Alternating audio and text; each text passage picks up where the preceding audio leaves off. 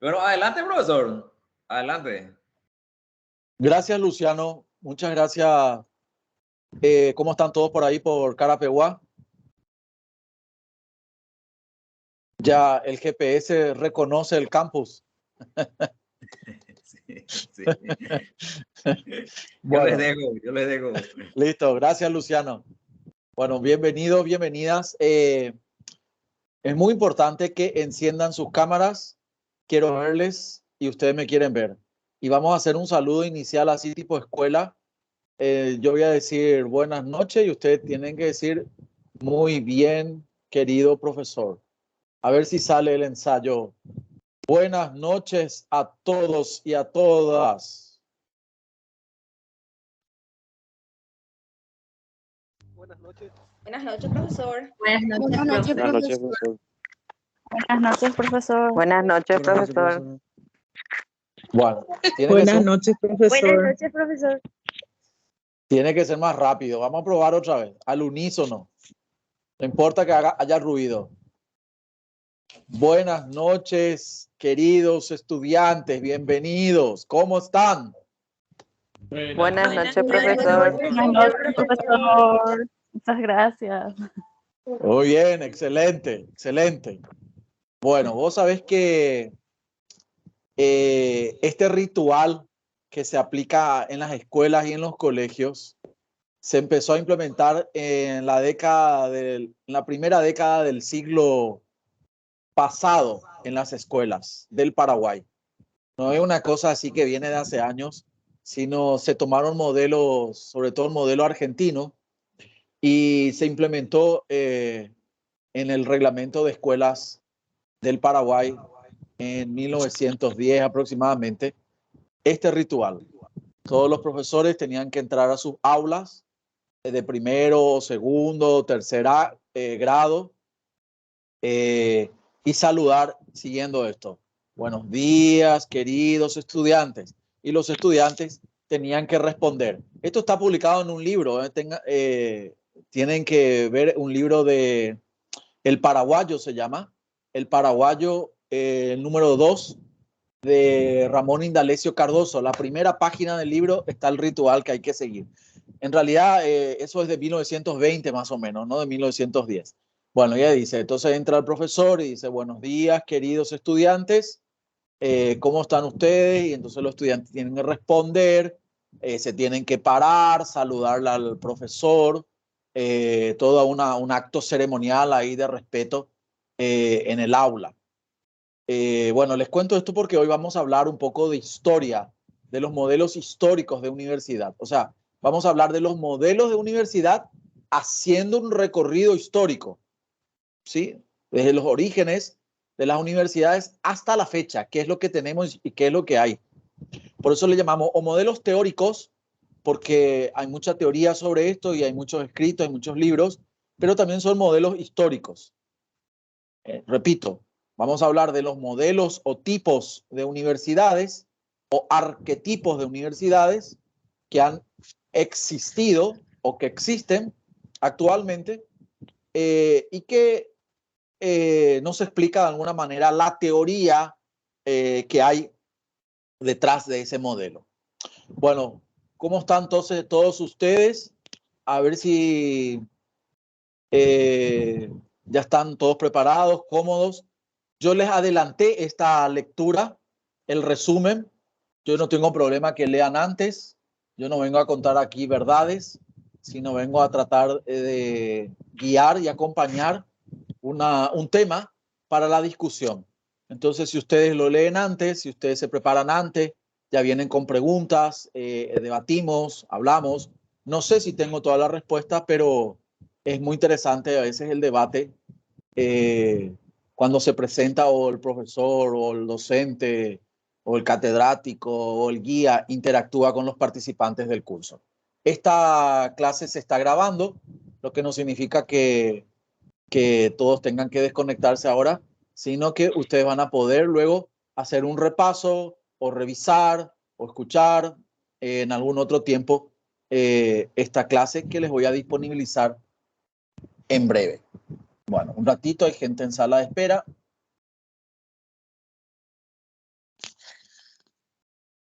Les admito y ya estoy con ustedes. Bueno, ustedes en algún lado de su pantalla les pido que van a ver donde dice modelos históricos de universidad. Hay la fachada de una universidad, un dibujo, un grabado. Hagan clic en esa ventanita para ampliar o fijar para que les quede eso como pantalla principal. No es necesario que me miren a mí en la otra pantalla, sino sigan la presentación, ¿verdad? Donde dice Jorge Gustavo García Riar, ahí van a encontrar una opción que les permite fijar esa pantalla. Entonces queda fija la pantalla, quieta, y ustedes van a seguir esa presentación. Es esta que se está moviendo ahora, ¿sí? ¿Me dan un comprendido si ven todos que se está moviendo? Sí, profe. Sí, profe. Perfecto, muy bien. Entonces vamos a empezar la sesión de hoy. En cualquier momento pueden interrumpir o hacer alguna pregunta. Bueno, acá los que interrumpen son los que están entrando recién. Después ya me va a costar admitirles para no distraer la clase. Muy bien. 21 están. Faltan 3 todavía. Bueno, muchas gracias. Gracias por conectarse.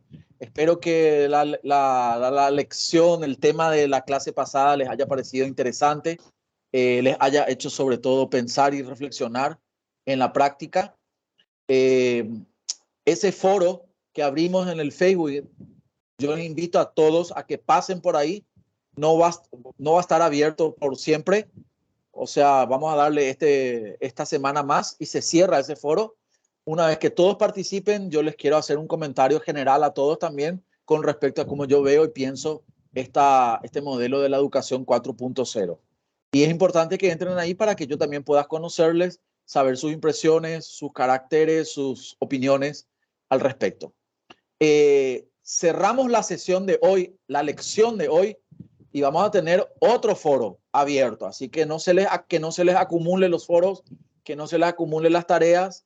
Por eso es que estamos utilizando una plataforma que es accesible, fácil, lo pueden escribir desde el celular, de cualquier dispositivo electrónico que tenga acceso a internet, pueden ustedes participar con sus comentarios. Además, eso está abierto 24 horas, así podés conectarte a las 3 de la mañana y dejar tu comentario ahí, no hay ningún problema. Va a queda grabado. Bueno, vamos a empezar entonces nuestra lección de hoy que tiene que ver con los modelos, arquetipos, tipos de universidades desde un punto de vista histórico. La Universidad de Bolonia o la Universidad de París hoy día no son las universidades más antiguas del mundo. Se sabe hoy que la universidad más antigua del mundo era una universidad árabe. No recuerdo el nombre ahora de la universidad árabe, pero se ha descubierto que es mucho más antigua que las universidades europeas. Es decir, en el mundo árabe, lógicamente había pensamiento, había cultura, había investigación, había conocimiento, sabiduría, y se creó una universidad que hoy sería la más antigua del mundo. Pero esa universidad tenía un carácter, respondía a una cultura, a un tiempo histórico, a un pensamiento. Nosotros vamos a remitirnos al mundo occidental, al mundo europeo, al mundo latino, si quieren decirlo, y que nos lleva a la Universidad de París y a la Universidad de Bolonia. Vamos a remitirnos al medioevo. Por eso el primer caso que vemos es la universidad medieval, la universidad de la Edad Media, la universidad del medioevo. Estas universidades nacieron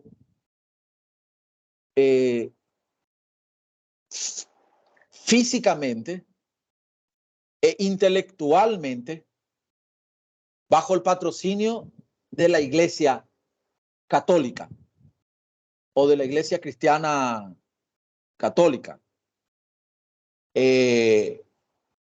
Porque, bueno, sí, de la Iglesia Católica Cristiana, vamos a llamarle cristiana porque también en el medioevo se produjeron los cismas de la Iglesia Católica, ¿verdad?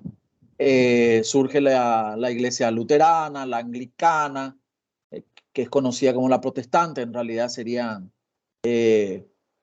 otras iglesias, ¿verdad? Que también fundaron sus universidades. Pero podemos decir, de todos modos, que el origen de la universidad, tal cual la conocemos hoy, surge en el medioevo física y espiritualmente, o sea, intelectualmente, por inspiración intelectual, y localizada en los espacios físicos, sea convento, sea una iglesia, sea un colegio católico, de la iglesia católica, de la iglesia en general. Bueno, ustedes saben que en el medioevo era la época de los reyes, de los príncipes, existían reinos, principados, condados, generalmente los nobles eran hereditarios, o sea, los gobernantes eran hereditarios, heredaban el gobierno. Y estos reyes, estos nobles, además tenían que tener la aprobación del Papa, o la aprobación del cardenal, o la aprobación de la persona de más alta jerarquía de la Iglesia Católica. Son siglos, es una época, es una etapa donde además la Iglesia tiene muchísima fuerza política, influencia política. Un ratito admito a más gente, que creo que ya son los últimos. Bueno, y así nace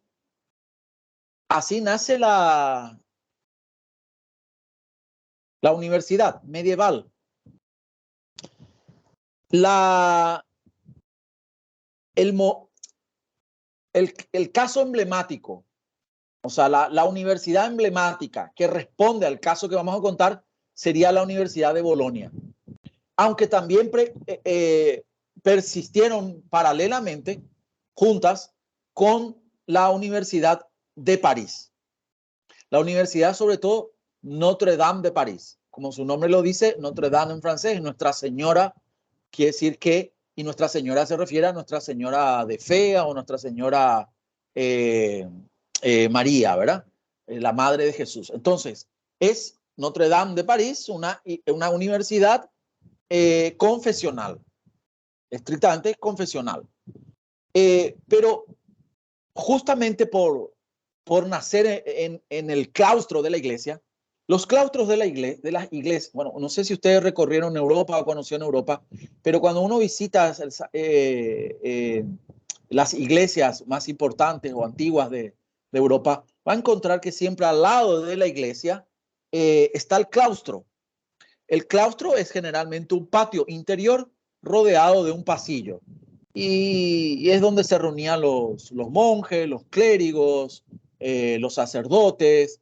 Era también un espacio donde estudiaban, donde leían. Eso era el claustro. Incluso esa idea de claustro hoy la seguimos usando cuando el rector de una universidad convoca a una reunión general de docentes. Le dice reunión de claustro. Una palabra que a mí no me gusta mucho, porque a su vez claustro significa encierro. Claustro es porque era un lugar cerrado y al cual solamente se podía acceder con llave. Clau significa llave. Hoy día seguimos usando esa palabra por una tradición histórica, pero nuestros encuentros y nuestras reuniones no tienen nada que ver con cómo se entendía que era un claustro. A no ser que al rector se le ocurra un día, nos llavea todo en una pieza en el auditorio y dice, bueno, aquí nadie sale hasta que termine la reunión. Que posible también, ¿verdad? De hecho, cuando se elige papa, nadie sale, los cardenales no pueden salir del claustro hasta que haya humo blanco. Y una vez que haya humo blanco, no me acuerdo ahora el encargado que lleva la llave, entonces él entiende que puede abrir la puerta y ahí salen los cardenales con la noticia de quién es el papa. Muy bien, así funcionaba la iglesia, así funciona la iglesia, así funcionaban las universidades, creadas bajo el amparo de la iglesia en este medioevo. ¿Cuál era la función? Y la función, bueno, eran universidades escolásticas. Escolástica significa que eran teológicas. Lo que se enseñaba, lo que se comentaba, lo que se hablaba era sobre teología, sobre filosofía. Generalmente eran espacios para formar maestros. De hecho, surgen las primeras universidades como lo que sería hoy como un sindicato de maestros. ¿Quiénes fundan las universidades del medioevo? Y fundan los sindicatos de los maestros.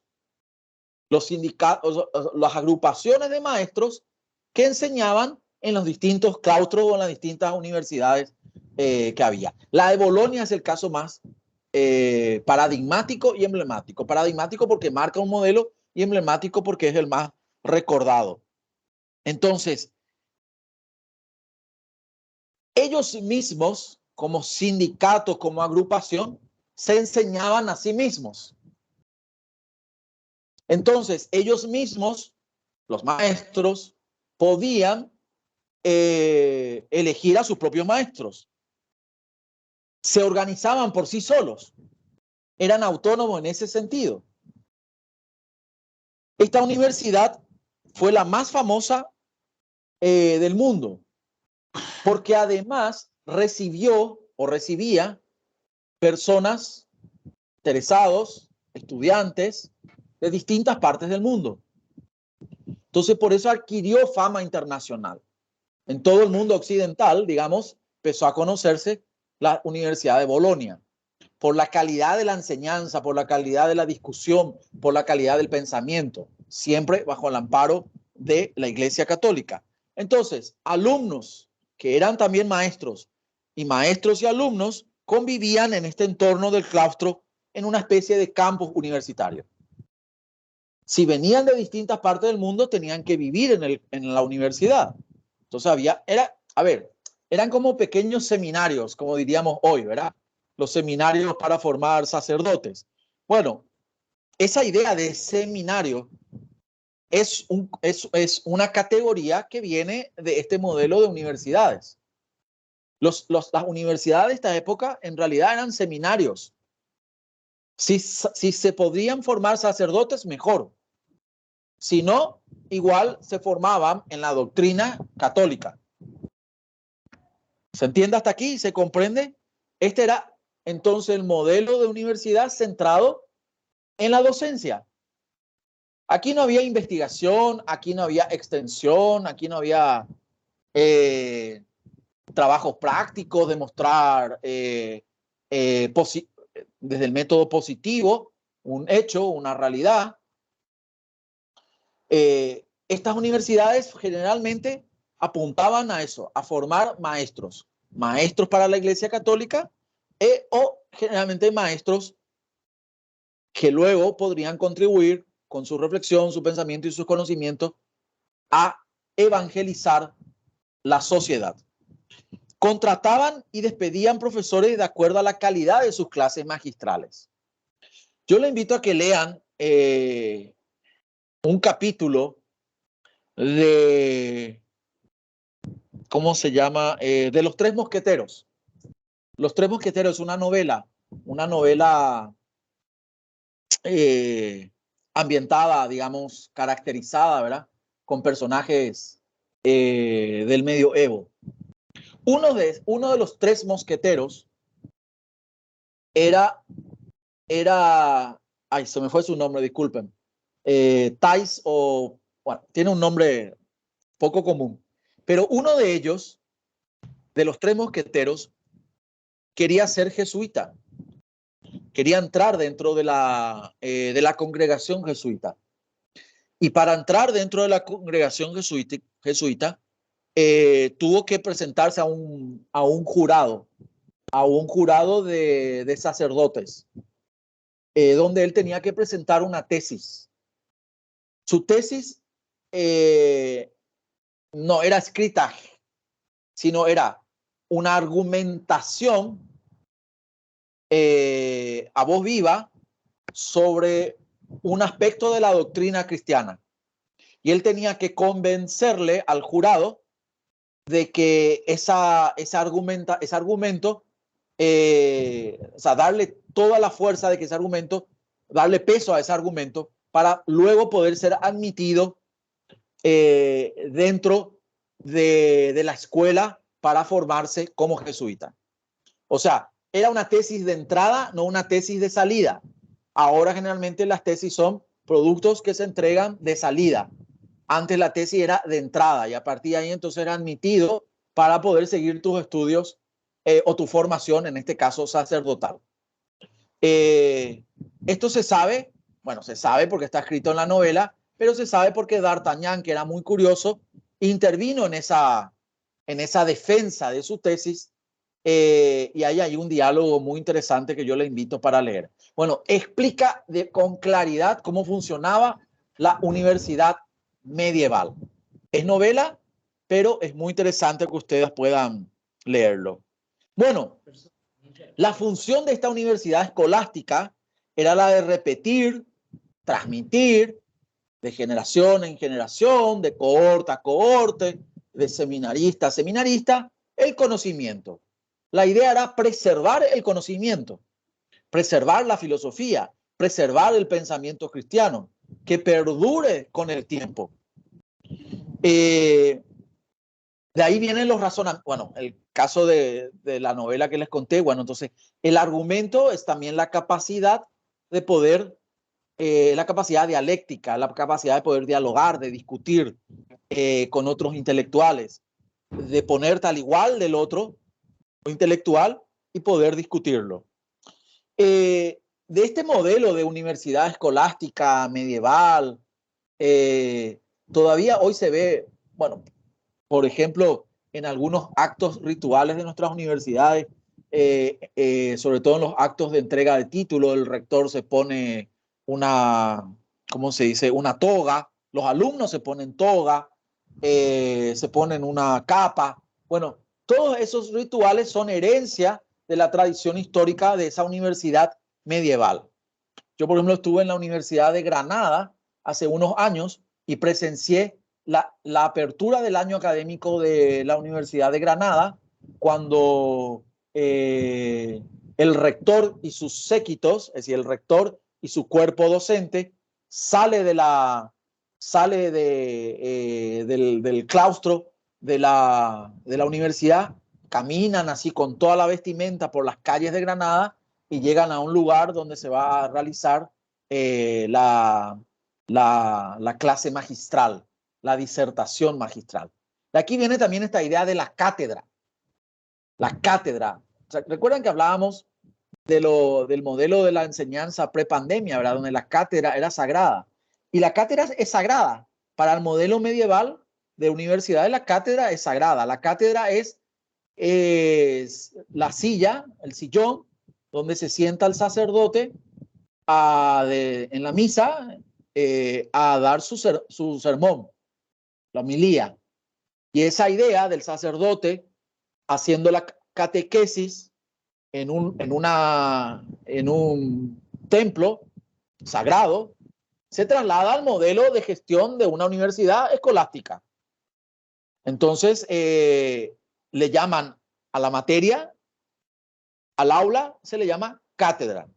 Y los catedráticos son en realidad filósofos, teólogos que vienen y cuentan, argumentan una idea. ¿Qué más les puedo decir? Bueno, este modelo, el original que conocemos nosotros, no tiene nada que ver con la investigación, ya lo dije. Y es el que se proyecta generalmente a través de los conquistadores que llegan a América, son los que traen, bueno, y los sacerdotes también, que en realidad eran sacerdotes que venían a conquistar espiritualmente a los pobladores primigenios de América, traen el modelo escolástico de universidad. Y se fundan también aquí en América Latina, fundan sus universidades. Una de esas universidades la más antigua que conocemos, por lo menos acá en el cono sur de América, es la Universidad de Córdoba, que en su origen nació, creció bajo el amparo de los jesuitas. A esta Universidad de Córdoba hasta mediados del siglo XIX, hasta 1767, sería mediados del siglo XVIII, en que los jesuitas son expulsados. La Universidad de Córdoba funcionó bajo la regencia de los jesuitas. Y era la universidad top, el modelo de universidad en América del Sur, que recibía o a donde acudían generalmente los hijos de aquellas élites económicas y sociales de la América criolla, como por ejemplo nosotros sabemos muy bien que el doctor Gaspar Rodríguez Francia estudió en la Universidad de Córdoba. Pero cuando él se fue a estudiar en la Universidad de Córdoba, ya no estaba bajo la regencia de los jesuitas. Ya habían sido expulsados los jesuitas y le cedieron la regencia de la Universidad de Córdoba a los franciscanos. ¿Qué se fue a estudiar el doctor Francia? No se fue a estudiar ciencias políticas, no se fue a estudiar sociología, no se fue a estudiar ciencias de la educación. Él se fue a estudiar filosofía y teología. Esas eran las carreras, no había otra. Era filosofía y teología. No había ciencia, ingeniería, informática menos, psicología, sociología, humanidad en general, filosofía y teología.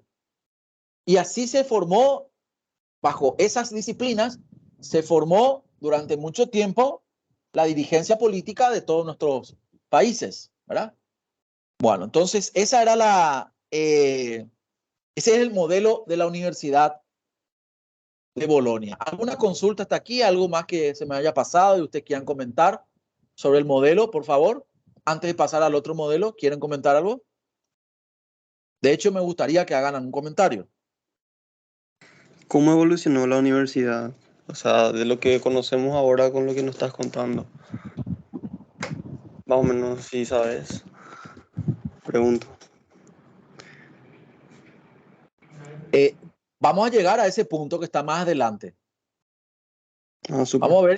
Vamos a ver si estos caracteres se reproducen hoy en nuestra... Ese es el tema. Es el tema con el cual vamos a cerrar la sesión de hoy.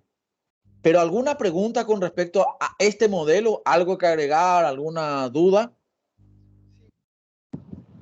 En esos tiempos había grado académico o era solamente adquirir conocimiento y vos no tenías ningún... Profe, la universidad escolástica.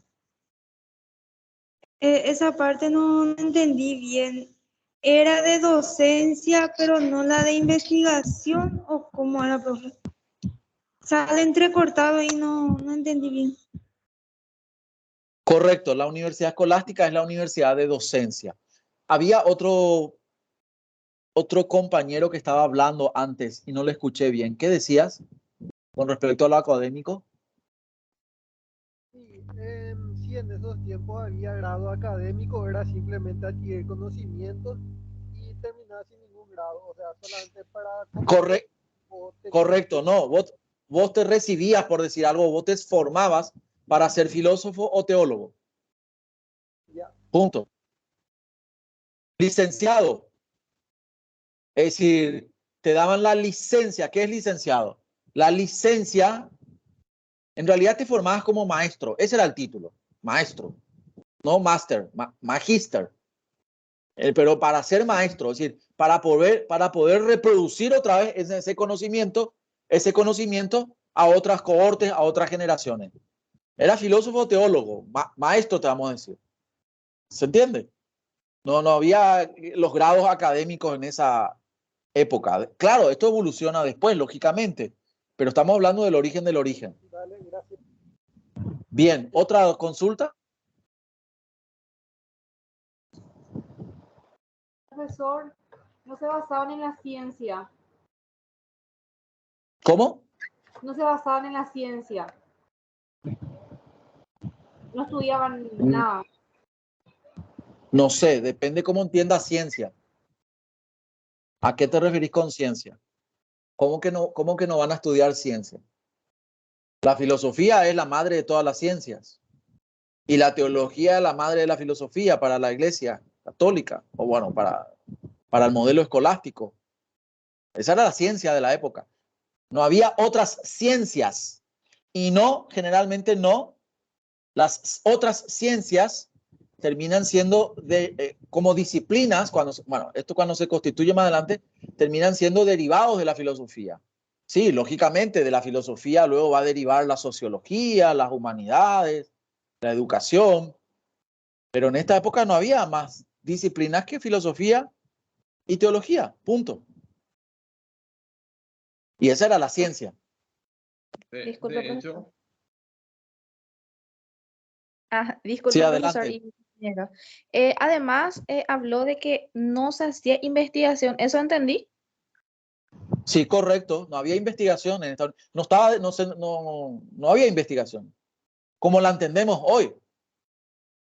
Correcto. Lo que había era argumentación y era muy filosófico. Recuerden que la filosofía, bueno, no voy a hacer clase de filosofía hoy, pero la filosofía clásica empieza con la pregunta. Aquel que tenga la capacidad de observar la realidad y formularse una pregunta está haciendo filosofía, ¿verdad? Bueno, así nos enseñaron siempre. Entonces era ese el inicio, la capacidad de poder plantearse una pregunta y a partir de la discusión dialéctica, poder construir un conocimiento o una argumentación. Pero generalmente era peligroso construir un nuevo conocimiento. ¿Qué le pasó a Galileo Galilei? Que dijo que descubrió que había sido que la Tierra gira alrededor del Sol y no el Sol alrededor de la Tierra. Y se tuvo que retractar de su tesis porque era un conocimiento que este claustro, ese entorno, esa cultura, ese pensamiento hegemónico de la época no lo admitía, no lo iba a admitir. Subvertía el orden. Era, ¿cómo se dice eso? Al que contradice la doctrina, ¿verdad? Entonces Galileo dice, y bueno, por sobrevivencia, para sobrevivir tendré que aceptar, pero sin embargo, la Tierra gira alrededor del Sol. No había una discusión en cuanto a contradicción. Lo que había era discusión para reforzar el argumento y que el conocimiento pueda ser preservado. Fíjense que en el medioevo la Biblia se leía en el templo y la Biblia tenía un tamaño considerable más grande que una mesa y podía ser solamente leído por aquel que estaba entrenado o formado o capacitado para leerlo. Ese era el sacerdote o ese era el monje. ¿Qué pasó un día? Se le ocurrió a Gutenberg, bueno, en realidad surgieron dos modelos de imprenta en paralelo, pero el que más se conoce es el modelo Johannes Gutenberg, que es un alemán protestante. O sea, se adscribía a uno de los cismas de la Iglesia Católica. ¿Y qué hace él? El primer libro que imprime es la Biblia protestante. Y al imprimir la Biblia protestante, esa Biblia, que seguía siendo un tamaño considerable, podía por lo menos salir del templo y poder distribuirse a cualquier otro lugar donde no autorizado.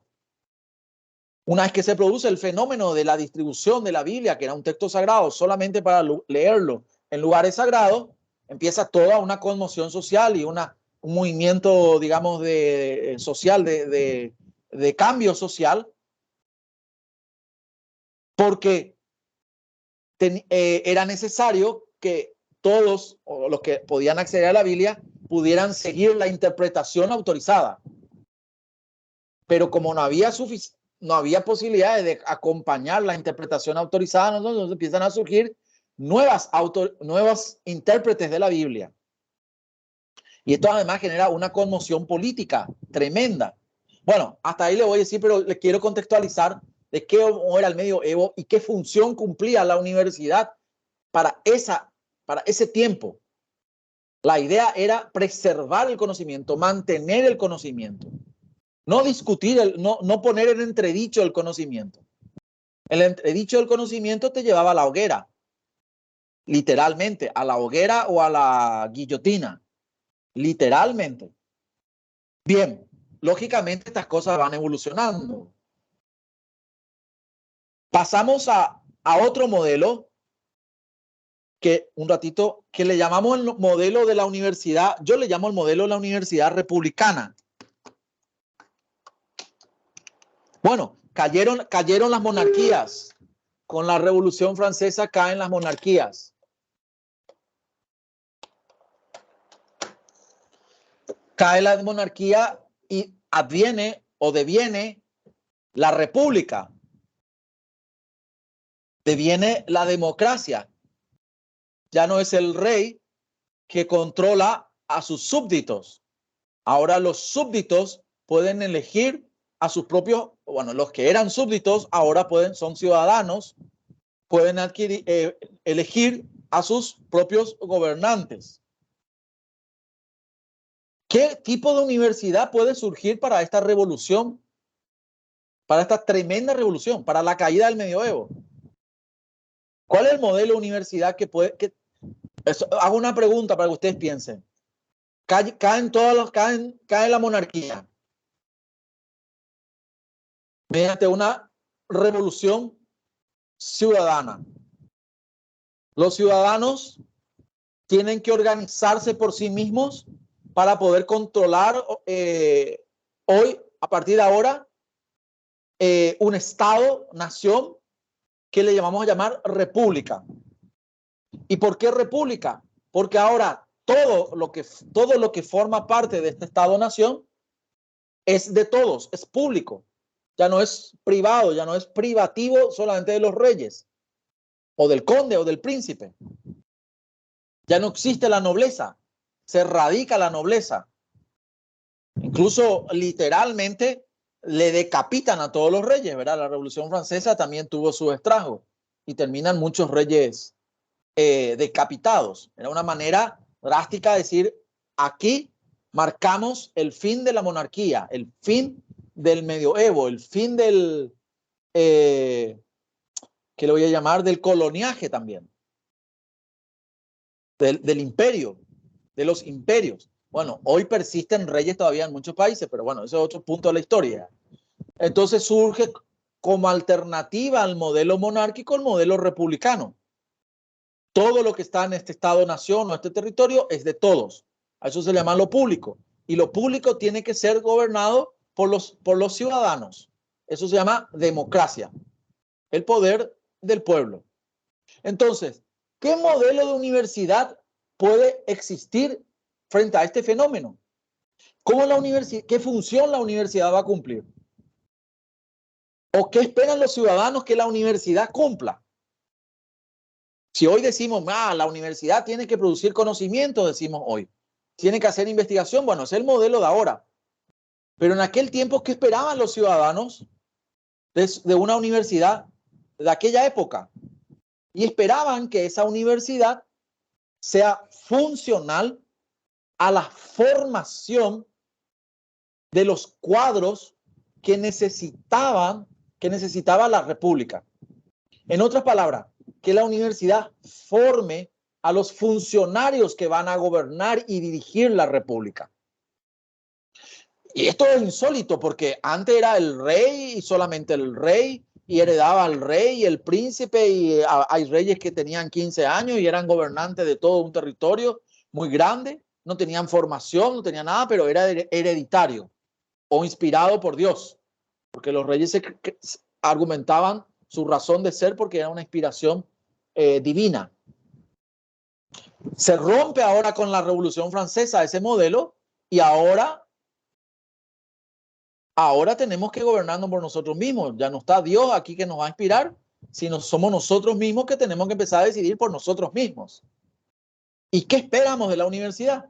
Que nos ayude a formarnos, a capacitarnos, por decir algo, con términos de ahora, a formar los cuadros, a formar los funcionarios que sean capaces de poder dirigir la República, que forme a los ministros, que forme al ministro de Hacienda, que forme al ministro del Tesoro. O sea, que el gobierno tenga gente capaces de poder conducir sus estados. Este es el modelo napoleónico. Esto es lo que pensó Napoleón Bonaparte.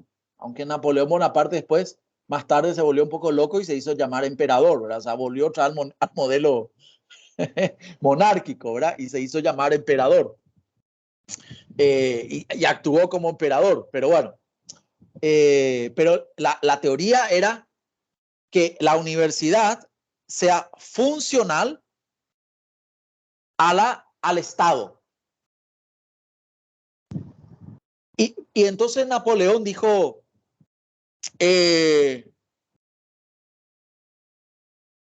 perdón, yo me salté una etapa. Ahora me doy cuenta de la moción, me fui al modelo napoleónico. Pero bien, en el modelo napoleónico o la Universidad de la República persistía en paralelo al modelo alemán. En Alemania ya se estaba generando un modelo de universidad que se conoce también como el modelo de la Universidad de Humboldt o el modelo de la Universidad de Investigación. Y se volvieron muy famosas porque empezaron a producir conocimiento, a generar nuevo conocimiento. Y con ese nuevo conocimiento permitió que las naciones se volvieran ricas, se desarrollaban. Se desarrollaba tecnología, conocimiento en distintas áreas o disciplinas. Bueno, volvemos a Francia. En Francia está la República instaurada y necesita entonces un modelo de universidad que responda al Estado. ¿Y qué hacemos con ese modelo moderno, el modelo de la Universidad de la Investigación? Entonces Napoleón dijo, yo no descarto el modelo de la universidad que tiene que generar investigación, pero no lo voy a colocar en la universidad. Lo voy a colocar en lo que voy a llamarle los institutos. Hasta ahora, hoy en Francia, las instituciones de educación superior más prestigiosas no son las universidades, sino son los institutos de altos estudios. Bueno, van a encontrar muchos nombres. Los institutos que son como universidades, pero son instituciones centradas en la investigación. Bueno, muchas de estas instituciones están hoy adheridas a una universidad, pero conservan la tradición napoleónica o el modelo republicano de que para adquirir la excelencia en la investigación tienen que ser prescindentes, digamos, de este modelo republicano basado sobre la docencia y en la formación de los funcionarios. Es decir, investigación y docencia no se juntan. Van por compartimentos estancos, separados. Mucho de esto ya cambió, obviamente, pero estoy hablándole del origen. Entonces Napoleón dijo, vamos a generar más universidades, vamos a darle la fuerza que necesitan para formar los cuadros de gobierno que necesita la República. Incluso que forme a los militares también, que forme al ejército, que le dé conocimiento a todos aquellos funcionarios del Estado. El Estado es la razón de ser de nuestra República y por lo tanto tiene que estar consolidada. ¿Cómo se consolida? Con la formación, la enseñanza de los funcionarios. Y a la investigación como búsqueda de conocimiento, como generación de conocimiento nuevo, vamos a crear los institutos y ahí se va a desarrollar la actividad científica. Y le vamos a dar los recursos que necesitan, ciertamente, pero la investigación va a estar centrada en estos institutos. Mucho de eso hoy perdura todavía en Francia. Si ustedes quieren hacer un posgrado en Francia, no van a una universidad, sino van a un instituto de altos estudios. Generalmente los doctorados están localizados en estos institutos, no en una universidad propiamente dicha como la conocemos ahora. Este tipo de universidad llega lógicamente también a nuestro continente.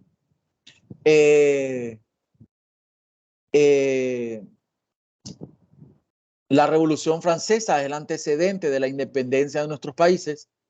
Muchos de los llamados próceres de la independencia, no paraguayos, los próceres de Latinoamérica, se formaron en Europa, y entonces adquirieron el conocimiento sobre las libertades, sobre los derechos individuales, aún siendo muchos de ellos militares, al servicio de la colonia.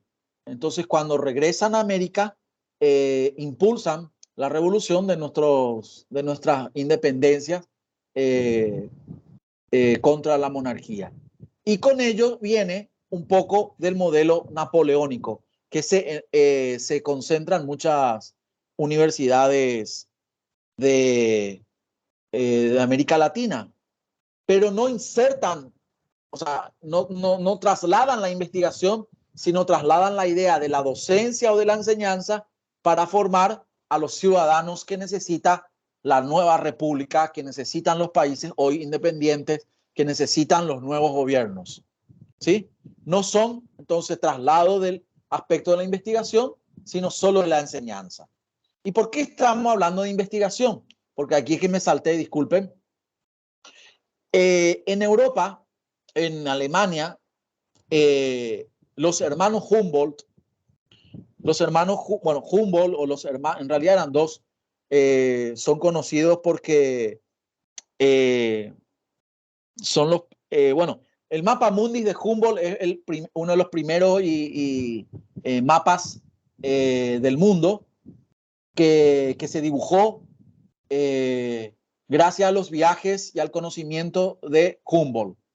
De hecho, Humboldt hizo un viaje más o menos alrededor del mundo y fue en su cuaderno trazando algunas ideas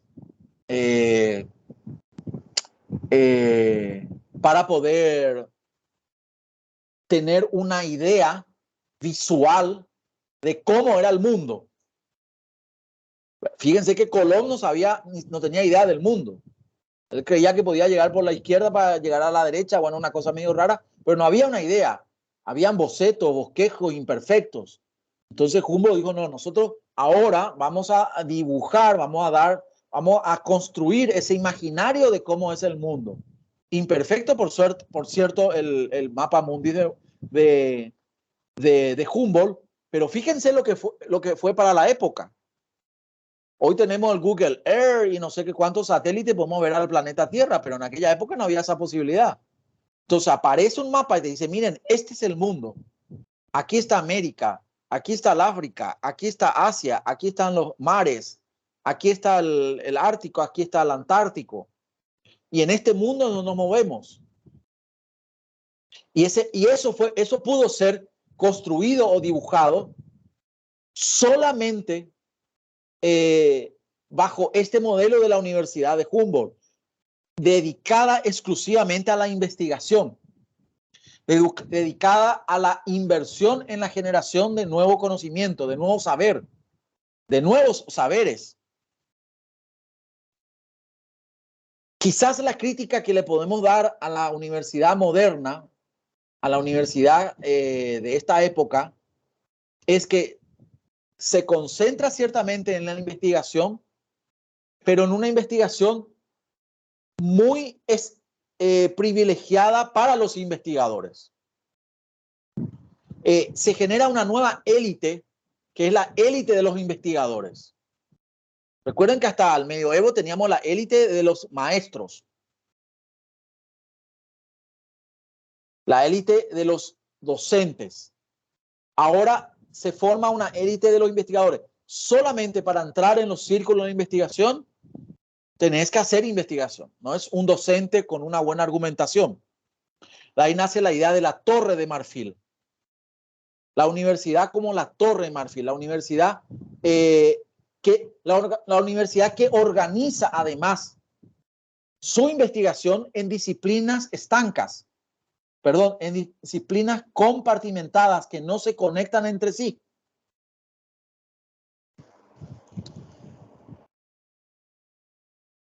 La investigación es lo que le da autoridad luego al docente para enseñar y no del revés. Si vos investigás, generás conocimientos, estás en ensayo, prueba, error, eso te da la autoridad para que luego puedas transmitir conocimientos a tus pupilos, a tus estudiantes.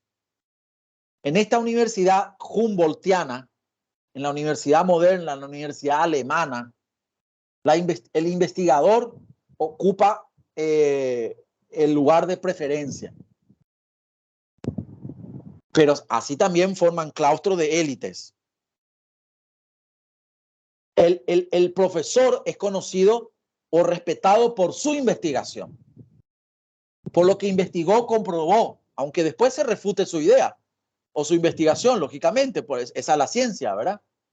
Pero adquiere prestigio, la meritocracia en estas universidades se da por su investigación, por su publicación, por su generación de conocimiento.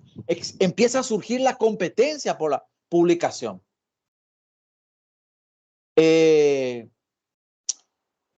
Cuando hablo de publicación, hablo de libros, porque, bueno, sí existían también las revistas científicas, no como la que consideramos hoy, pero sí también existía esa posibilidad de publicar en una revista científica o se publicaban directamente libros, que los libros eran más bien ensayos amplificados sobre una teoría. Y bueno, y gracias a la posibilidad de imprimir libros, ya tenemos la imprenta inventada, ese conocimiento, esa ciencia, ese saber, esa teoría, esa tesis, podía viajar kilómetros y llegar a otros recintos universitarios y así conocerse, y así conocer. Muy poco de esto llega al mundo latino. Muy poco de este modelo llega al mundo latino. No llega. Y si llega, llega de repente a través de algunas disciplinas. A Paraguay, bueno, me estoy adelantando, pero a Paraguay históricamente no ha llegado nunca al modelo humboldtiano. Nunca llegó.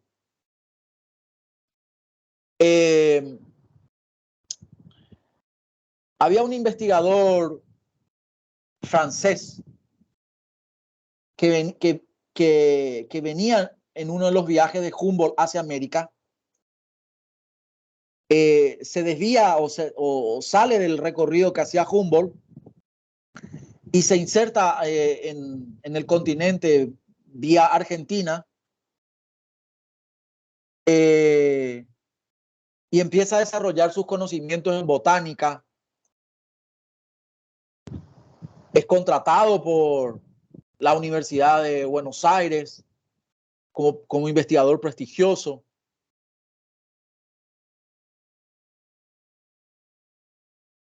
Y un día decide entrar a Paraguay vía las misiones argentinas. Hoy día las misiones argentinas se introduce a Paraguay.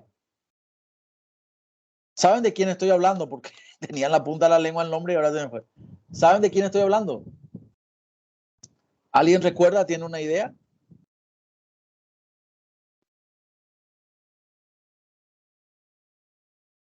Bueno, este investigador se introduce a Paraguay aparentemente clandestinamente y el doctor Francia, que entonces gobernaba la República, Aimé Bonpland se llamaba. Bonpland. Aimé Bonpland se llamaba el francés. Lo detiene, le captura y le confina en un pueblo de Misiones que se llamó Santa María durante 20 años. Este señor traía el modelo de la universidad humboldtiana. Este señor traía los más altos conocimientos de Europa de la época a poder desarrollarlo en Paraguay. De hecho, confinado en Santa María, ¿se dedicó a qué se dedicó? Y se dedicó a investigar las plantas. Y se dedicó a conocer las propiedades de las plantas. Amado Bonpland o Amé Bonpland. Hoy si ustedes se van allá a Corrientes, en Corrientes, antes de Corrientes, frente a Yola, hay un pueblo que se llama Ituzaingó. Hay hoy ahí en Corrientes mismo, a la vera del río Paraná, hay un museo dedicado a Bonpland, porque fue el formador del primer zoológico y del primer centro botánico de Corrientes. Este señor, si Francia hubiera sido un poco más inteligente, que creo que era inteligente, por eso le apresó, le enclaustró y le dijo, de aquí no te mueves durante 20 años. Y un día después le libera. Lógicamente, Bonpland ya no se queda en Paraguay, sino se va y desarrolla sus conocimientos en Argentina. Bueno, les cuento nomás esta anécdota porque esta era la oportunidad de poder tener a la Universidad Humboldtiana en Paraguay y no lo tuvimos, lamentablemente, por ese tipo de decisiones. Bueno, ¿alguna consulta hasta aquí? Porque ahora vamos a adentrarnos más en la actualidad, en qué es lo que hay y qué es lo que persiste. Tengo media hora más, quiero escucharle un poquito a ustedes con algunas preguntas, reflexiones, inquietudes. Profe, una consulta. ¿Por qué personalmente vos crees que no impactó este modelo en el mundo latino? O sea, impactó muy poco y nunca llegó a nuestro país. No es que no impactó. No es que no impactó, no llegó. Nunca se fundó una universidad de investigación en América Latina. En esta época. No estoy diciendo ahora. Ahora vamos a entrar en ese tema. No llegó, no hay investigación. Una universidad de investigación. No te estoy diciendo que ahora no haya investigación. Comprendo. No hubo investigación. Como generación de ciencia, con metodología. Las universidades que había en América Latina eran escolásticas, confesionales, jerárquicas, verticales, napoleónicas, republicanas, estatales. De ahí viene la idea de la universidad pública. Esto de tener universidades públicas no existía en el medioevo. La universidad era confesional y punto, porque la religión era el Estado, la iglesia era el Estado. Pero después con el modelo napoleónico, porque la iglesia también era una monarquía, se genera la idea de la república. Entonces surge la idea de generar universidades republicanas, universidades públicas. Y cuando hablamos de universidades públicas, hablamos de universidades bajo la regencia, el financiamiento y responsabilidad del Estado público. Por eso que las universidades públicas no pueden ser universidades confesionales, tienen que ser cívicas, públicas. No existe religión. Bueno, esta es una idea que se contrapone al modelo monárquico. Yo no estoy diciendo que esté bien o mal, te estoy haciendo un relato histórico. Y las universidades públicas en América Latina reprodujeron en un modelo napoleónico. Un poco del modelo napoleónico y un poco del modelo escolástico. Muchos, insólitamente, muchos de los primeros rectores de las universidades públicas eran sacerdotes, fueron sacerdotes. Entonces, eso a la clara nos dice que en América Latina nunca llegó el modelo humboldtiano de universidad, que es el modelo de investigación, como modelo. O sea, nunca se desarrolló, institucionalizó. Por lo menos hasta el siglo pasado, ¿verdad? Antepasado. Bueno, después vamos a hablar de eso. Muy interesante tu pregunta. ¿Otra? Profe, yo tengo una consulta. ¿Me escuchas? Sí, por supuesto, adelante. En este tiempo, hablando ya de la parte medieval y moderna que estuviste mencionando, las personas que ingresaban como estudiantes y profesores, aclaro maestros, eran solamente los hombres, no podían participar las mujeres. Eso es una duda que tengo. Correcto, excelente, excelente. Sí, por supuesto. Por supuesto. Por supuesto. Gracias, hasta prácticamente el siglo pasado, la mujer no tenía educación formal, por decir algo, ¿verdad? Era iletrada. Iletrada significa que no leía ni escribía. No se admitían mujeres. Hasta, sí, hasta, por lo menos en Paraguay, hasta los últimos años del siglo XIX, sería 1880, a partir de 1800, ahí tengo estudiado ese tema, 1885, en 1885 recién se instauran las escuelas de niñas. O sea, los niños por aparte y las niñas aparte, pero por primera vez las niñas podían entrar al grado, podían hacer la escuela, primer grado, segundo grado y tercer grado. Hasta ahí no me había, después empezaron a aparecer los otros grados. Hasta tercer grado era lo máximo que vos estudiabas en los últimos años del siglo XIX, ¿verdad? Los últimos años de 1800. Después sí se instauran ya, se copia el modelo argentino y se instauran ya los grados hasta sexto grado. Sí, pero sí, categórico. La mujer estaba privada de todo tipo de educación formal. Formal, te digo, ¿verdad? Por eso no significa que en la casa, no sé, algún tutor o algo así le pudiera enseñar. Lógicamente las maestras, los docentes no eran mujeres. No van a poder serlo porque los sacerdotes son los únicos, para el modelo de la Iglesia Católica, los únicos que tienen esa habilitación para poder ejercer ese pastoreo, ¿verdad? O sea, ser el líder de una comunidad, pastorear una comunidad, y son formados por ahí, ¿verdad? Creo que hace muy poco, creo en el siglo XX, recién, estamos en el XXI ahora, las mujeres también empezaron a entrar a los seminarios y a las escuelas de teología, porque antes ni teología no podían estudiar las mujeres. Tenés toda la razón. Perdón que no lo haya dicho, perdón que no lo haya dicho porque a veces parece obvio, ¿verdad? Pero sí, es así. ¿Otra consulta?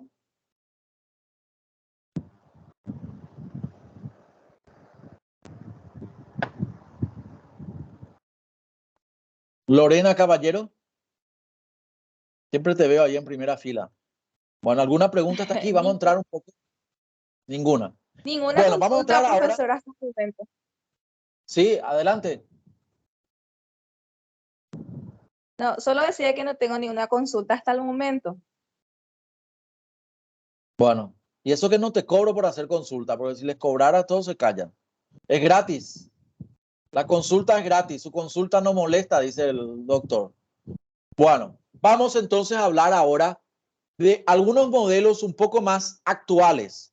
Estamos haciendo un repaso histórico de los modelos originarios de universidades.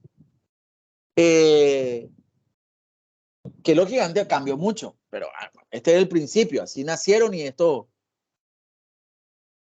se generó así. Surge sobre todo en Estados Unidos.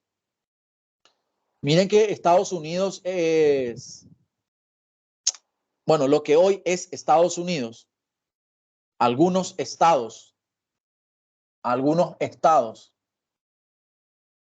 de lo que hoy Estados Unidos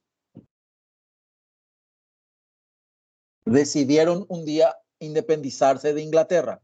O sea, las colonias inglesas, sobre todo las que estaban en la costa del Atlántico, decidieron independizarse de Inglaterra. Y solamente esa parte, digamos. Faltaba todavía conquistar todos los Estados Unidos hasta el otro, o sea, conquistar para la independencia todo el gran territorio que quedaba hasta la costa pacífica, ¿verdad? Hasta California. Entonces, estas primeras colonias se federalizan, ¿verdad? Y se y son sería hoy el primer país o los primeros estados que se independizan de la colonia. mejor dicho, el primer grito contra la monarquía surge realmente en Estados Unidos, no en Francia. Estados Unidos se independiza mucho antes que la Revolución Francesa. Y en este intercambio que había entre Francia, Inglaterra y Estados Unidos, empiezan a fluirse esas ideas. La gente empezaba a comentar, miren lo que pasó en Estados Unidos, cómo es que lograron eso.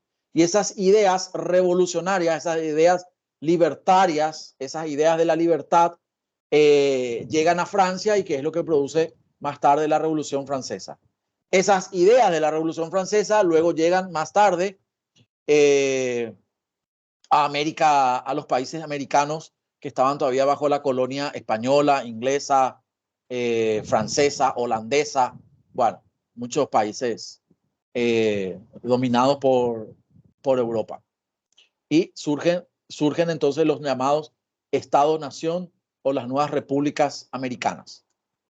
Bien, en ese contexto ya de libertades, en ese contexto ya de independencia, en ese contexto ya de desarrollo que adquiere los Estados Unidos como lo conocemos hoy, surge el modelo de la universidad que la podemos conocer como el de la multiversidad.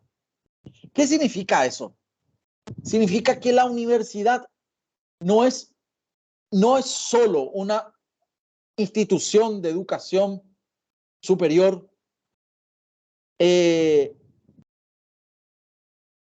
destinada a la formación del universo de ideas y de conocimiento. De ahí la idea de universidad, porque la idea era unificar para el conocimiento.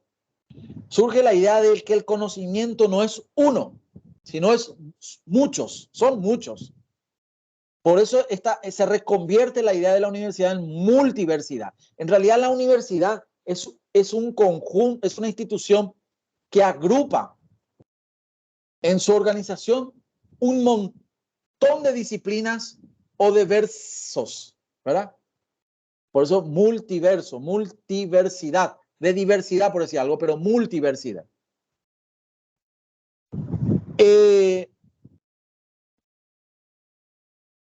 Y esta universidad, basada sobre distintas disciplinas, prioriza la investigación pura, copia un poco del modelo humboldtiano, pero le da un carácter práctico.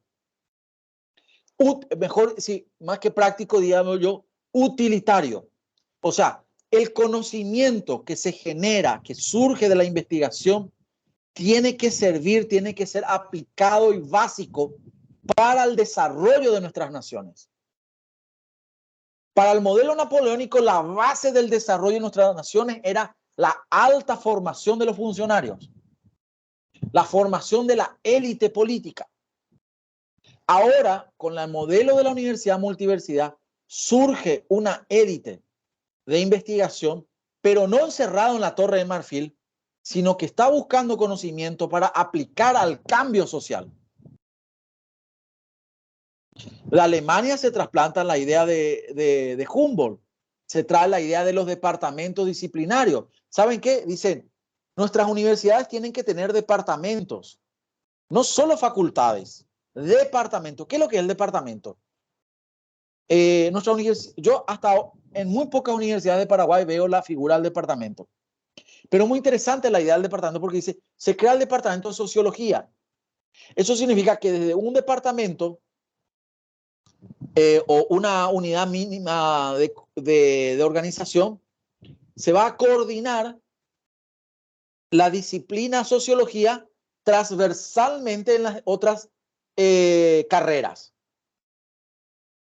O sea, el departamento de sociología es el que coordina la carrera de sociología que está en la, que coordina la materia sociología en la carrera de psicología, en la carrera de ingeniería, en la carrera de arquitectura, porque es una disciplina o una ciencia o un conocimiento transversal a todas las disciplinas.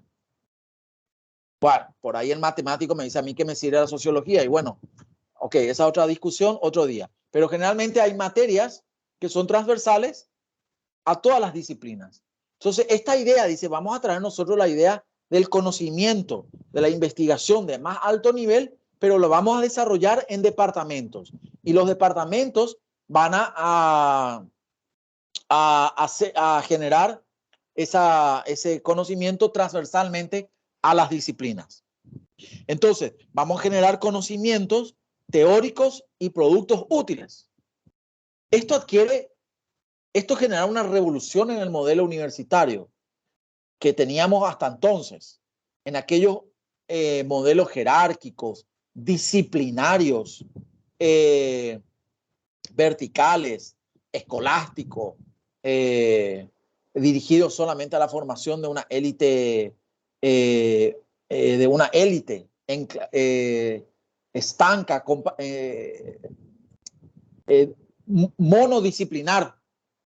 Ahora vamos a hacer que la universidad tenga vida en su conjunto, que esta universidad, que todas las disciplinas interactúen para generar un conocimiento que sea útil y práctico. Y esto a la larga se convirtió en un excelente negocio. La Universidad de Harvard, que sería el modelo emblemático de la universidad multiversidad, no es una universidad privada. Es una universidad pública. Y por eso vos podés acceder a la Universidad de Harvard con una beca o podés acceder pagando. Lo mejor es que accedas con una beca porque hay un fondo que se genera para poder generar al mejor investigador, pero con una visión práctica en su entorno. Esto es fabuloso porque las empresas empiezan a mirar a la universidad como la formación de sus cuadros también para desarrollar sus negocios. Entonces las empresas dicen, voy a poner dinero en esa universidad y voy a invertir en su aula y voy a invertir en sus cátedras y voy a invertir en investigación porque ese conocimiento es útil y productivo para mi negocio, para mi empresa. La universidad europea, norteamericana, a diferencia de la europea, están centradas en el profesor, pero en el profesor que a su vez es investigador. El conocimiento no puede ser generado monodisciplinarmente, ni verticalmente, ni por la buena argumentación, ni porque es una verdad que viene de siglos en siglos. El conocimiento puede ser revertido, puede ser criticado, puede ser reconvertido. Y eso solamente se logra mediante la democratización del conocimiento. No puede existir la cátedra no se puede convertir en un feudo del profesor, donde el profesor solamente tiene la verdad. El aula es un espacio de docencia y de investigación práctica. Entonces, esto hace que el conjunto de versos, el conjunto de disciplinas, empieza a su vez a mezclarse y a generar otras nuevas disciplinas, nunca vistas hasta ahora. Ya no es filosofía y teología lo que vamos a enseñar, o derecho, o humanidades. Porque en Paraguay, por lo menos hasta, bueno, la Universidad Nacional de Asunción se funda sobre la base de la Escuela de Derecho. Y lo único que se enseñaba ahí durante mucho tiempo era derecho. Y derecho, y derecho, y derecho, y no había otra cosa. Después, claro, con el tiempo empiezan a surgir otras nuevas disciplinas necesarias para el desarrollo de una nación. Entonces, toda la élite política era formada en derecho. Hasta ahora existe esa idea de que para hacer política tenés que formarte en derecho. Bueno, yo no creo en esa idea, pero la respeto. Las universidades europeas, asiáticas y algunas pocas latinoamericanas hoy copian ese modelo, emulan ese modelo de las universidades de investigación, de las universidades del modelo norteamericano, de las universidades que son docencia e investigación y con un gran sentido utilitario y práctico. Entonces, se generan los rankings y generalmente, habitualmente vemos la publicación de esos rankings de las universidades. El ranking de Shanghái es uno de los más famosos. ¿Qué es lo que pasó con Shanghái, que hoy es China? El estado, hoy Shanghái es China. Antes era un estado autónomo. Creo que ahora forma otra vez, está bajo el control de la China comunista. Antes era un estado liberal que becaba y financiaba a sus estudiantes para ir a las mejores universidades del mundo. Pero dijeron, ¿qué criterio vamos a utilizar para enviarles a estudiar a esas universidades mejores? ¿Cuáles son esas universidades mejores del mundo?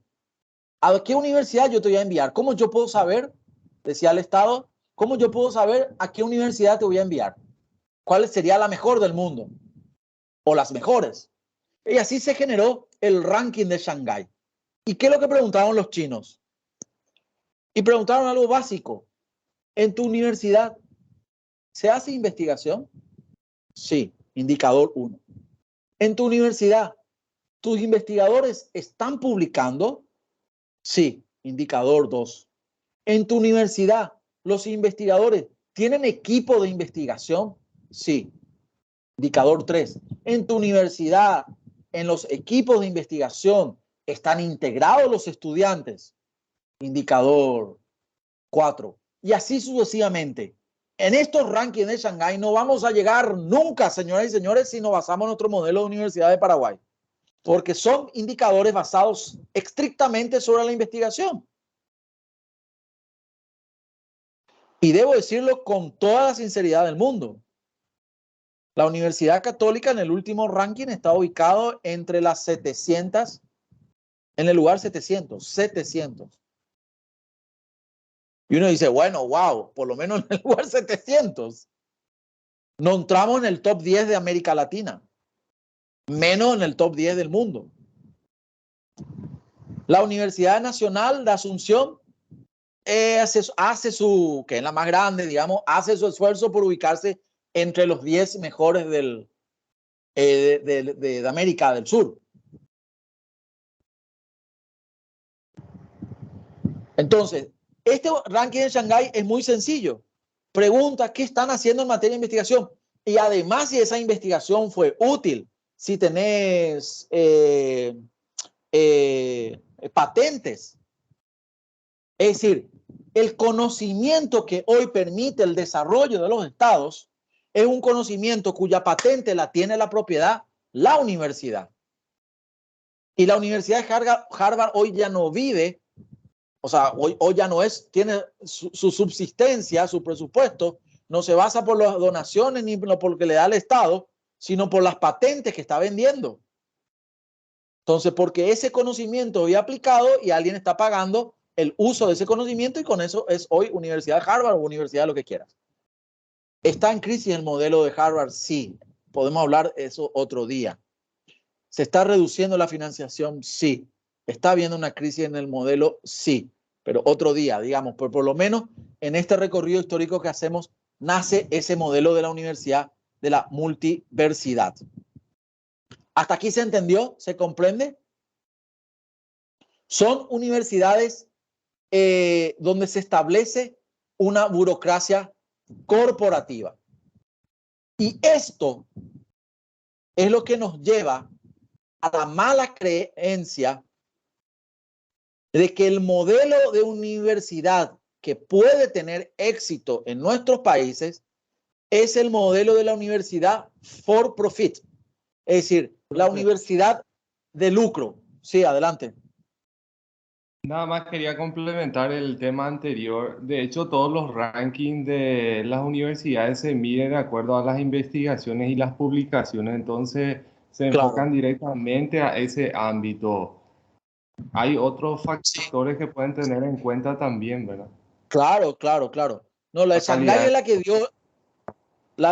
que dio el pie a esto. Por eso les cuento por qué se generó el ranking de Shanghái. De luego, hay muchísimos otros, vamos a llamarles ranking, ¿verdad? Sistemas de información. Las universidades latinoamericanas en particular están muy lejos en esos rankings porque en Latinoamérica sabemos bien nosotros que solamente se desarrolla en gran medida la docencia y estamos muy alejados de la investigación y de la extensión también. Correcto, comparto contigo la idea. Hay muy poca Ah. producción científica.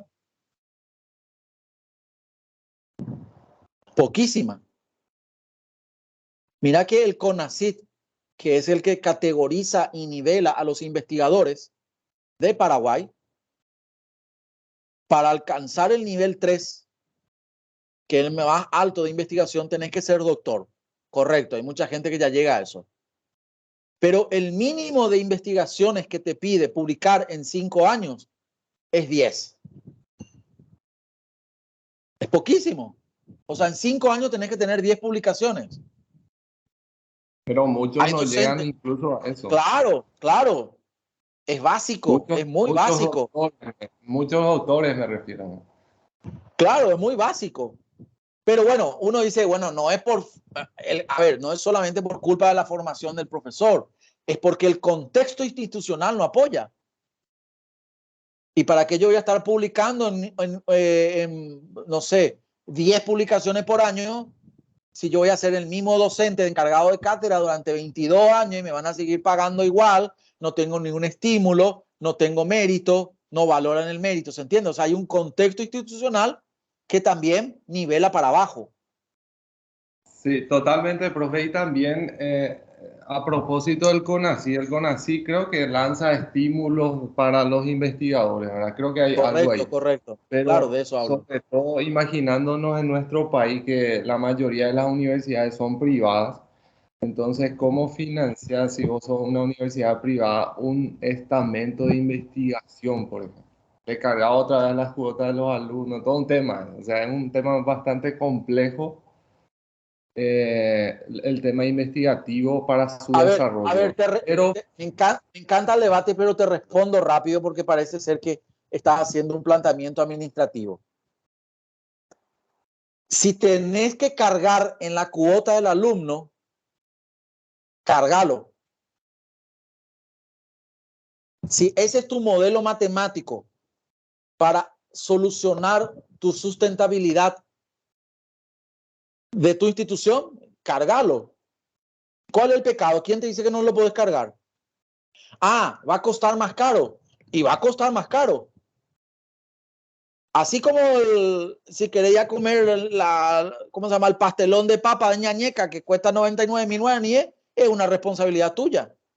Pero supongo que el cliente que va a comprar algo caro sabe que se le va a dar calidad. En otras palabras, supongo que el estudiante, pensando que todas las universidades hay que pagar, ¿verdad? Sabe que lo que está comprando o lo que está pagando o donde está invirtiendo es de más alta calidad y que la misión de la universidad es transversal en todo el ejercicio. Claro, lo que pasa es que nosotros, y eso es lo que es el problema de la universidad for profit, la universidad de lucro, nos ha dicho, no, acá lo único rentable es la docencia. Yo no tengo manera de poder costear la investigación y la extensión. Es un falso teorema. Porque entonces me estás diciendo que estás partiendo, vos como persona, como identidad, te estás partiendo y decir, no, yo solamente soy persona, la cabeza. El resto no es parte de mi persona. Entonces la universidad for profit te dice, la esencia de la universidad es solamente la docencia y el resto no importa y solamente voy a basar mi presupuesto y mi rentabilidad sobre la docencia. Encima, como tengo que generar beneficio, como tengo que generar lucro, al docente le voy a pagar lo menos de lo menos. Y voy a tratar de maximizar las ganancias mediante la cuota del alumno, disminuyendo otros gastos. Entonces, este modelo de la universidad for profit o la universidad con fines de lucro o por el lucro es la que ha prostituido o la que ha bajado la calidad del sistema en el mundo. No estoy hablando de Paraguay. Si hay ejemplos que ustedes quieren citar, son responsables de esos ejemplos.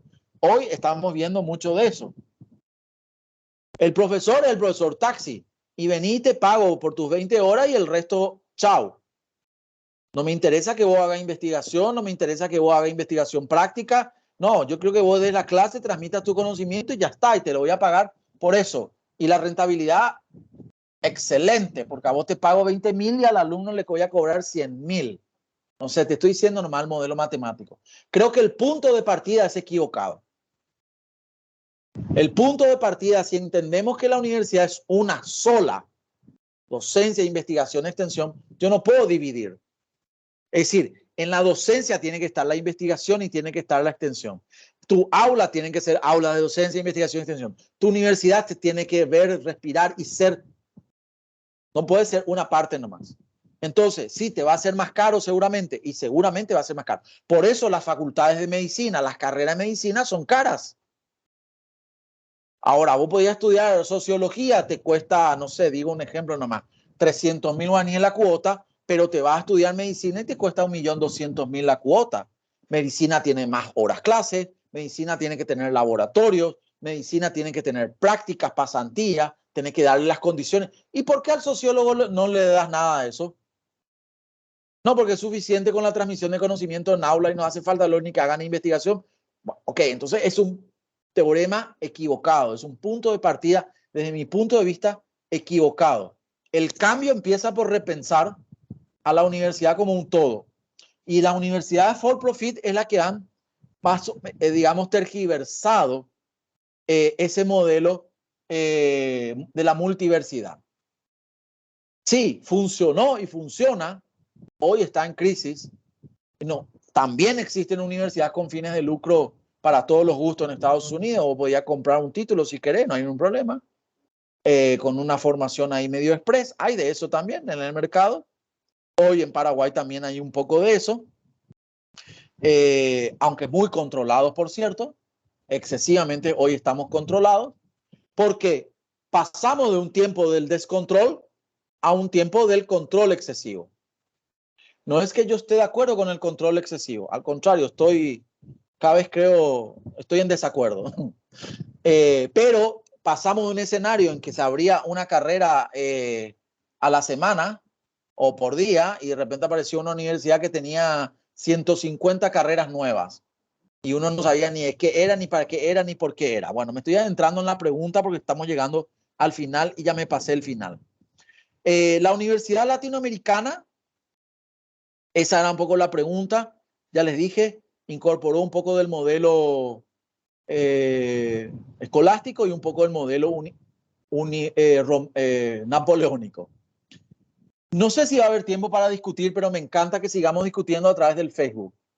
Esta pregunta la van a encontrar, ya está puesta en el Facebook, donde en la sección comentarios ustedes comenten. Y si quieren comentar el comentario de su compañero, comenten. Estamos en libertad. Cada uno, por favor, que manifiesta ahí su comentario, manteniendo el respeto a la opinión del otro, ¿verdad? O de la otra. La pregunta es, si tuvieras vos que formular un arquetipo de universidad, un modelo de universidad general para la universidad vigente hoy en Paraguay, ¿qué características tendría ese arquetipo? Uno solo. Bueno, me decís, profesor, es imposible que te hable de un solo arquetipo. Te puedo hablar de dos. Bueno, genial. Definime dos arquetipos, es decir, modelo, tipos. No de los vigentes, pero no de lo que yo ya te conté, sino vos, ¿cómo le llamarías hoy al modelo vigente universitario en Paraguay? ¿Qué nombre le pondrías y qué características tendría? ¿Se entiende? Ese es un poco el ejercicio de esta semana. ¿Qué arquetipo de universidad se corresponde con la realidad general de las universidades en el Paraguay? ¿Por qué? Razona tu respuesta y publica con argumentos, o sea, bien argumentadas, unas cuantas líneas en el Facebook. ¿Cómo se llamaría? Yo por lo menos tengo algunas ideas que después le quiero comentar. Tengo una idea un poco loca de cómo hoy están distribuidas las universidades en Paraguay. ¿Cuál sería ese arquetipo? Pero empiecen ustedes, digamos, el debate y sigamos hablando de esto durante la semana en el Facebook. ¿Sí? Como el profesor Luciano dijo, el WhatsApp lo utilizamos para las informaciones, los avisos de los informes parroquiales. Y utilizamos la plataforma del Facebook para nuestros comentarios de clases, críticas, sugerencias, acceder a los materiales, los resúmenes, etcétera, etcétera. Hasta aquí todo bien, me pasé minutos de la hora prevista, pero escucho sus preguntas. ¿Cuándo aparecen esas preguntas ahí para responder? Yo creo que ya están en el Facebook. Tenés que entrar un poco por ahí. Ya está, profe. Sí. Sí, eso queda hasta ahí. ¿Hasta cuándo, profe?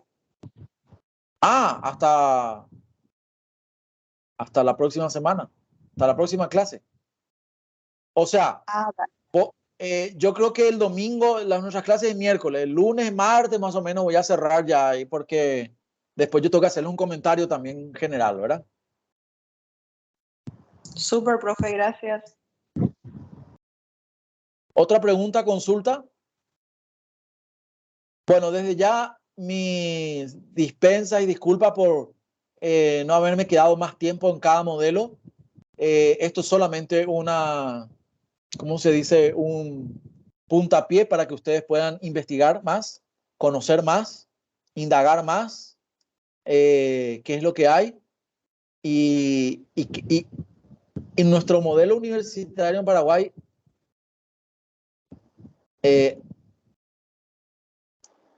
¿cuál es el modelo? ¿Qué repite? ¿Qué tiene de otros modelos o un modelo original? A ver, hagamos ese debate estos días a través del Facebook, por favor. Le agradezco muchísimo la atención. Quiero que participen más porque esta es una especialización que está formando a los maestros, ¿sí? Pero en el buen sentido, en el maestro que tiene que luego dirigir una investigación, que tiene que dirigir equipos de trabajo, que tiene que comunicarse con sus estudiantes, ser un guía. Así que muchas de estas cosas que vemos aquí, ustedes mañana lo van a tener que aplicar. Y hay mucha riqueza de aplicaciones hoy digitales para hacer las clases mucho más entretenidas. Para las próximas les voy a sorprender con otras aplicaciones que ustedes pueden usar también en clase. Bueno, así que participen, por favor, ¿sí? Sean activos, no reactivos. Lo peor que podemos hacer es, profe, ¿y cuándo es lo que se va a cerrar esto? Entonces uno tiene la fecha límite y el último día está. No, a partir de ahora empiecen, escriban, borren si quieren, no les gusta el comentario, borren, luego publiquen, discutamos. Estamos en democracia, ¿cómo se dice? Ahora ya no estamos en el medioevo. Bueno, muchas gracias. Nos vemos. Cerramos nuestra Gracias a usted, actividad. profesor. Dale, chau, chau. Hasta luego, buenas Chao, noches. profe. Buenas noches. Gracias. Próxima.